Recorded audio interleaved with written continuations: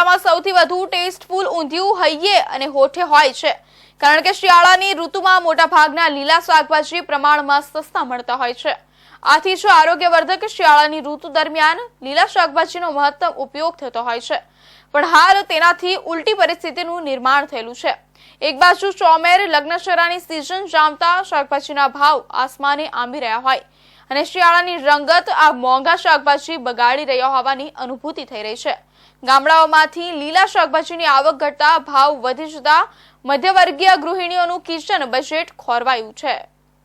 ભાવનગર શહેર સહિત જિલ્લામાં શિયાળો ધીરે ધીરે જામી રહ્યો હોય તેવા સમયે હાલ લગ્નસરાની સિઝનનો પણ ધમધમાટ વધી રહ્યો છે।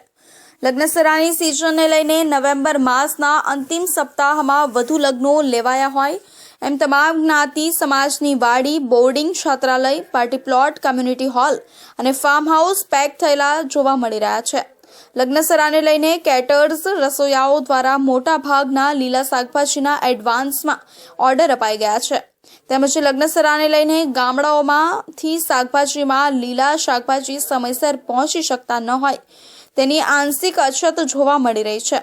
આથી શહેરની મુખ્ય અને પરા વિસ્તારની શાક માર્કેટમાં જરૂરિયાત કરતાં ઓછા શાકભાજી જોવા મળી રહ્યા છે, જેથી તે ઊંચા ભાવે વેચાઈ રહ્યા હોવાનું લોકો જણાવી રહ્યા છે।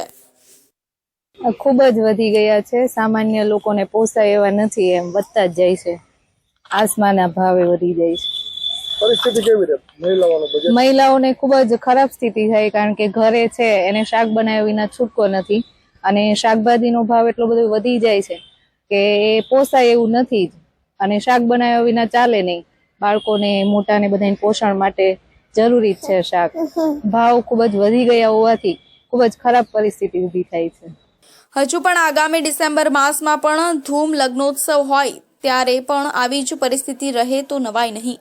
શાકભાજીના નાના ધંધાર્થીઓ અને રેંકડી ધારકો યાર્ડમાંથી જથ્થાબંધ શાકભાજી ખરીદીને તેની પડતર કિંમત પર નફાનો હિસ્સો અને પરિવહન ખર્ચ ઉમેરતા હોવાથી શહેરના પરા વિસ્તારમાં પહોંચતા શાકભાજીના ભાવમાં ₹20 થી ₹30 વધી જાય છે। ઘરમાં બનાવાતા શાકભાજીને ટેસ્ટફુલ બનાવવા માટે મહત્વના ગણાતા લાલ ચોળ ટમેટા ₹80 આસપાસના કિલોના ભાવે વેચાઈ રહ્યા છે।